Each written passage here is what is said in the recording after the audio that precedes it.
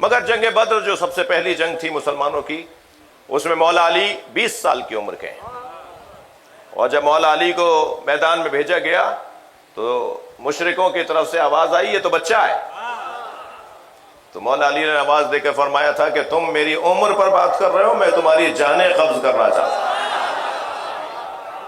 جی جو رجس کے پہلے جملے ہیں۔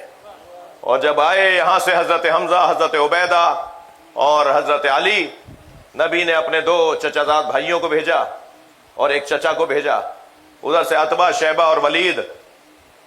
جی یزید کا کوئی ماموں تھا، کوئی دادا، کوئی تایا، ہاں یہی تو تھا۔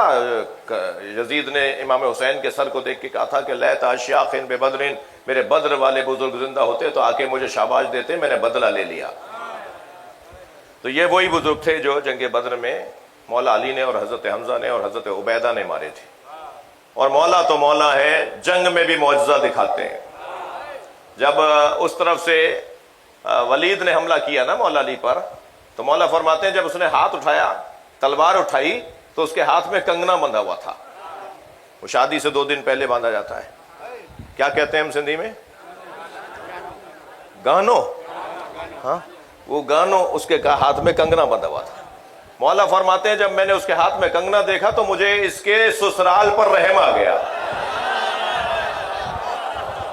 ارے کیا بات ہے بھائی!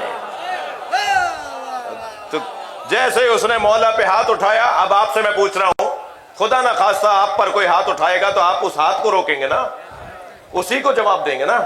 علی ایسی کرامت دکھاتے ہیں، مولا کے اوپر جب اس نے وہ ہاتھ اٹھایا تو مولا نے اس کا دوسرا ہاتھ کاٹا، اس کا وہ ہاتھ جس میں تلوار ہے وہ رکا رہ گیا، دوسرا کٹ گیا۔ تو حضرت فرمایا اب بھی باز آ جا، اسلام قبول کر لے، میں تیری زوجہ پر تیری طرف سے رحم کرنا چاہتا ہوں۔ اس نے کہا نہیں میں تو مارنے آیا ہوں۔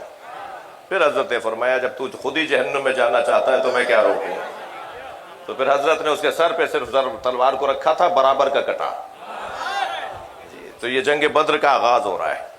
اچھا جنگ بدر میں جب یہ کیفیت ہو گئی، توجہ چاہوں گا، آپ کو معلوم ہے نا یہاں 313، وہاں 1000، اب 1000 کا مقابلہ 313 کے ساتھ، اور جنگ بڑی سخت جنگ، یہاں تک کہ جنگ تن بتن میں ناکام ہو گیا دشمن، تو انہوں نے لشکر بے لشکر جنگ شروع کر دی۔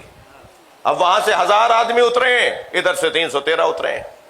اس کیفیت میں مولا علی علیہ السلام بلا تشبیہ برق کی مانند کبھی میسرے میں، کبھی میمنے میں، کبھی قلب لشکر میں سروں پہ سر گرا رہے تھے، تنوں پہ تن کاٹ رہے تھے۔ وہ مجبور ہو گئے کہ روکیں کسی طرح علی کی تلوار کو، تو انہوں نے فوراً آواز دی کہ ابن نوفل کو بلاؤ۔ ابن نوفل کرائے کا قاتل لے کر آئے تھے، اس کو اس سے غرض ہی نہیں تھی کہ میں مسلمانوں سے لڑنے جا رہا ہوں یا میں یہودیوں سے لڑنے جا رہا ہوں، اسے تو بس یہ غرض تھی کہ مجھے پیسہ ملے گا۔ کرائے کا قاتل، ممکن ہے ہمارے ہزارہ برادران کے کوئی دوست کہتے ہیں صاحب کرائے کا قاتل تو آج کی اصطلاح ہے، آج کرائے کے قاتلوں نے معاشرے میں قتل اور ظلم کیے ہیں، تو بھائی اصطلاح آج کی ہے، مزاج پرانا ہے۔ یہ کرائے کا قاتل لے کے آئے نوفل کو، اور جب نوفل اترا تو اب آپ اندازہ کیجئے کہ کتنا خطرناک آدمی ہوگا، قوی ہیکل، دیو مانند انسان، اور اونٹ کے بچے کا پیر پکڑ کے پھینک دیتا تھا، دائیں لڑ رہا ہوتا تھا، سب کی توجہ ہوتی تھی کہ دائیں ہیں تو بائیں نظر آتا تھا۔ عجیب کوئی جانور آدمی تھا، جانور معاف کریں مجھے،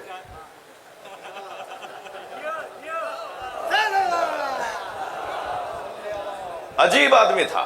اور اس کے عجیب ہونے کی دلیل یہ ہے کہ جب وہ میدان میں اترا تو سرکار نے دونوں ہاتھ اٹھا دیے، اللہم اکفنی نوفلا، یا اللہ میری امت کو نوفل سے محفوظ رکھ۔ مسئلہ سنجیدہ تھا، ایسا ہی ہے یا نہیں؟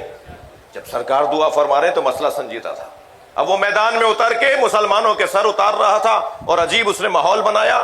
کچھ ہی دیر کے بعد سرکار ایک ٹیلے پہ کھڑے ہو گئے اور میدان میں ڈھونڈنے لگے، تو دور سے کسی نے آواز دے کر کہا یا رسول اللہ آپ کسی کو ڈھونڈ رہے ہیں؟ تو نبی نے آواز دے کر کہا من لعلم بنوفلا، کوئی بتائے گا کہ نوفل کہاں لڑ رہا ہے؟ تو مولا علی نے دور سے آواز دے کر کہا یا رسول اللہ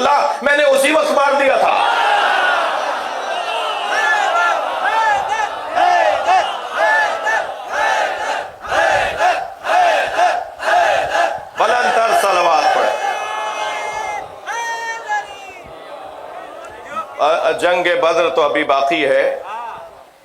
3000 फरिश्तों का लश्कर आया था मुसलमानों की मदद के लिए।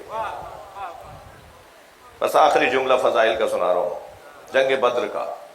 और जब जंग बद्र मुसलमानों ने जीत ली तो सरकार ने असहाब को बुला के कहा, बताओ किसने क्या देखा और क्या हुआ, कैसे हुआ। गुजारिश सुन रहे थे सरकार साहबा इकराम से। तो एक साहबी ने कहा, या रसूलल्लाह एक बात तो बड़ी अजीब थी, एक बात तो बड़ी अजीब थी। हर मरने वाला मुशरिक गिरते गिरते कहता था, कतलनी अली, मुझे अली ने मारा है, मुझे अली ने मारा है।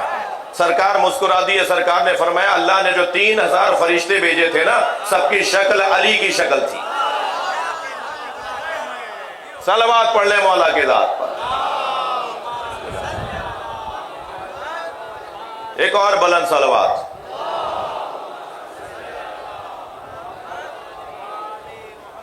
आपसे कह रहा हूं एक बुलंद सलवात।